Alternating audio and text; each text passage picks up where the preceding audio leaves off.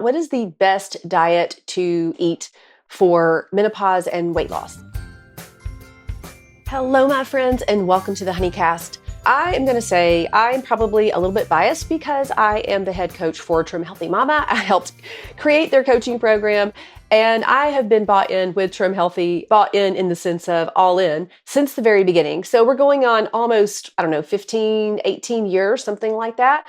I'm not saying that there's not other ways of eating that aren't healthy or maybe helpful. I totally agree that there probably are, but this is what I use. This is how I live. This is how I coach my clients. So I'm going to talk about the Trim Healthy plan. And one of the things I like about it and why I bought in so long ago was because it was doable and it was not cutting out food groups. I had been one that would totally go cray-cray, and I would do the grapefruit diet and I would do the low-fat diet. God, that one was so crazy. The low-fat, do you remember that? I literally would eat Snackwells, and anything that was low-fat was full of sugar and all kinds of stuff that was awful. I have done so many different diets in the past and also have worked with so many clients and really have seen what works and what doesn't work. And I will say that there is no one size fits all. There really isn't. I will say that what I love about the Trim Healthy plan is this. It is solid in bringing science and ancient wisdom together to help with overall health, weight loss, and really bringing balance. So the thing that I guess needs to change a little bit for women in midlife when we're talking about the Trim Healthy plan is that we need to make sure that we are getting adequate protein. You're going to hear that everywhere you go. Everybody is agreeing. Yes, women in midlife need more protein. Why? It's because we are losing muscle. It's because we're not assimilating all the protein that we get. So we're aging. We need more protein. We need adequate protein. And that adequate protein is around 25 grams of protein, breakfast, lunch, snack, and dinner. And if you're just eating 3 meals a day, you may want to bump it up just a little bit. But studies show that protein hits throughout the day is better than looking at the total amount of protein that you're getting in one day. Some of you might be doing other eating programs and eating once a day and getting 80 grams of protein in that one meal, and your body might not be able to get through all of that protein. So it's better to give your body 25 to 30 grams of protein every 4-ish hours. That's what your muscles need. That's what your body needs. So having adequate protein is key. The other thing that I really have seen be a game changer for women in midlife is that they're getting enough carbohydrates. I see so many ladies cutting carbs and either cutting carbs and exercising more or going low carb and only eating S-based meals or keto style meals. And they see a little bit of weight loss at first, and then it stops, and then it backfires because their metabolism is slowed down. Their metabolism isn't working as well. And so those good low glycemic carbohydrates are key for our metabolism. They're key for reducing cortisol. They're key for revving our metabolism. They're actually key for blood sugar regulation when paired with a protein and eaten in the right way, that good carb, the good low glycemic carbohydrate. So those carbohydrates are also going to provide the vitamins and the minerals and the polyphenols and the anti-inflammatory effect. So to cut out a whole food group like that isn't wise. And what I've seen is that it doesn't serve the midlife woman. So having the low glycemic carbohydrates are very important. And then the other thing would be to have those good fats. We need our good fats, you guys, but we don't need a lot of fat. We don't need a lot of cheesy, creamy, heavy fats, such as the common dairy. A lot of times our body is a little bit more sensitive. Our gut microbiome completely changes. And some foods that you could maybe do earlier in your younger years, they don't do so well in our menopausal years. And that could be things like common dairy. When I say common dairy, I'm talking about dairy that's processed and not fermented. And sometimes they're higher in calorie, and also they can be weight loss prohibitive. So I suggest focusing on fermented dairy such as kefir or cultured cottage cheese or cultured foods, Greek yogurt. Those kind of things are going to be better for your gut microbiome, and your body usually can handle that a little bit better. It's usually not as inflammatory. So I love doing our S meals for sure, our fat focused meals, but let's keep them light. Let's keep them lighter. And using good fats like avocados, walnuts, nuts and seeds, and those butters, MCT oil, even a little bit of coconut oil, olive oil is beautiful, especially on a little bit on a salad. We're using a lighter fats and fats that have fiber. And that's another key is fiber. I'm going to say in midlife, if you are wanting to lose weight, if you are wanting to really support your gut microbiome, you're going to need that fiber. And we want around 25 to up to 40 grams of fiber a day. The RDA, I believe, is about 25. Studies show that the woman in menopause is going to need a little bit more. And you can get that fiber, guess what? Fruits with skin on, vegetables, leafy greens, nuts and seeds, chia seeds, ground flax seeds, psyllium husk, baobab. Those are some of my favorite ways of getting fiber in. Super easy. Very, very important for gut health, for detoxification, elimination. Protein is king, fiber is queen, and we cannot forget those good carbs and fats. Those are our macros. So the Trim Healthy way of eating does work. Everybody has to kind of figure out how to do that for them, which is what I do in all of my programs is figure out, okay, what do we need to do for you?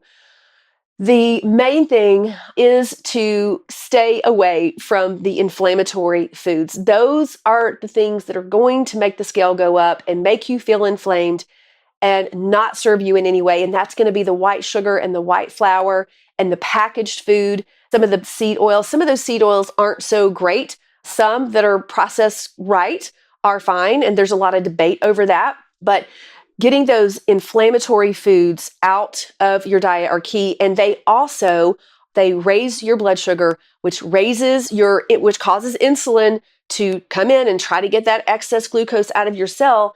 And then our body kind of gets tired. And as we age, we get more insulin resistant. And so it's harder to get that excess glucose out of our cells. That excess glucose is stored as fat. So I love the key concept with Trim Healthy is that we're single fueling so that you burn through the single fuel, such as the carbohydrate and your veggies and a little bit of fat. Then you start burning your own fat. Wonderful, beautiful. Same thing with a fat-based or an S meal. You're going to have light S. You're going to have your protein. You're going to have those veggies.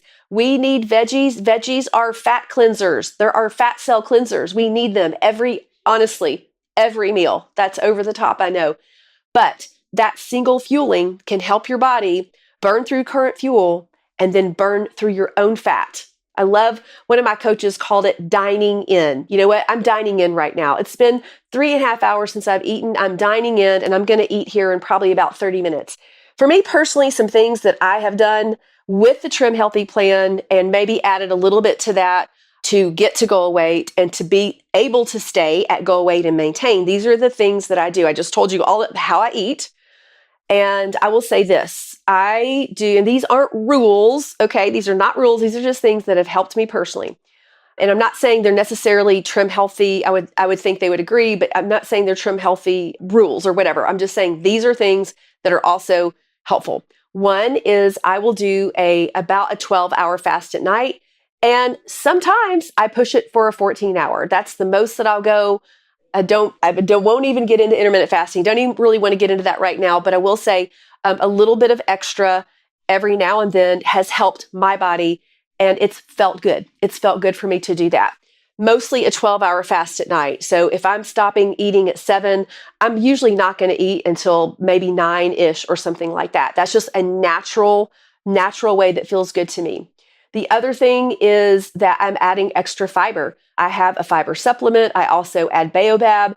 And so I add fiber I have a smoothie every single day. And sometimes I will even add fiber to my vegetables or my meals. I'm making sure that I'm feeding my good gut microbiome. The other thing that's been really helpful is to have veggies at every meal. Yes. Whether there's, a lot of talk about eating them first or eating them whenever. There's different studies about all that. I eat vegetables at every single meal, breakfast, lunch, and dinner. Even if I'm doing a smoothie, I'm going to throw veggies in there. I throw rice cauliflower or okra or spinach, frozen spinach. I'll put baobab in there. I also use psyllium husk or green banana powder. So I'm going to add a little bit of extra fiber to whatever I am consuming. The other thing that I do is I make sure that when I do have my fats, I'm choosing better fats, such as the avocados and the nuts and seeds and the butters and I don't do a lot of common dairy anymore. I love cream cheese and I will do it sometimes, but I don't do a lot of that anymore. I really use the fermented foods. I think kefir is just my magic kefir is what I call it. I love it. It keeps my gut really healthy. Those are some of the things that I do personally. I also make sure I'm getting at least 100 grams of protein a day and probably more, especially if I'm lifting weights.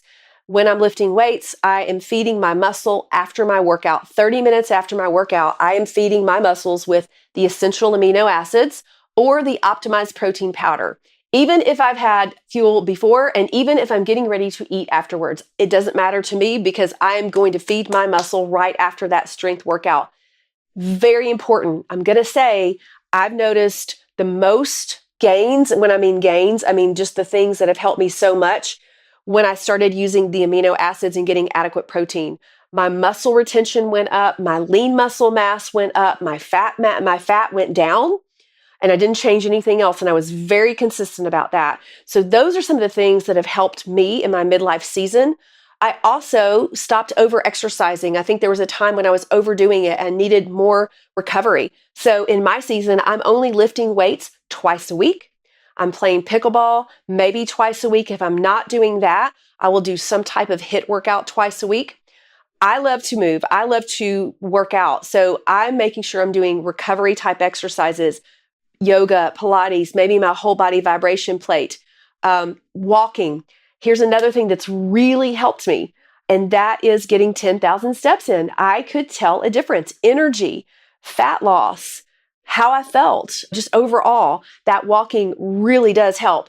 So people ask, what is the best way to eat? I'm giving you what I have been coaching for lots of years, what I've done in my own life. You may have to tweak this for you. But overall, if you think about it, these are not like rocket science information, is it? Like these are real whole foods that we're consuming. And we're not eating and grazing all day long. And we're not starving ourselves so that our metabolism starts to slow down or we start muscle wasting. We're supporting our muscle. We're supporting our hormones. And I do support my hormones with supplements. And I do support my hormones with hormone replacement therapy. So with all of that, and it's taken me years to get here, you guys. If you were just starting, just start with one thing. Just start with one thing. Jump into my Midlife Thrive Tribe or join my 6-month coaching program where I can personally help you figure out what you need to do. Or listen to some of my podcasts, grab some of my free handouts. You can do this. I know it feels overwhelming, but just start with one thing, one or two things. What is the one thing that you can do right now differently? Is it get off sugar? Is it get off white flour? Is it add in fermented foods? Is it get your steps in? What about protein? Have you even thought about protein? Are we eating in between meals? What is it that you need to do? What's the one or two things that you can do? And then start doing that and be encouraged because you can do this. It does take time, but it does work.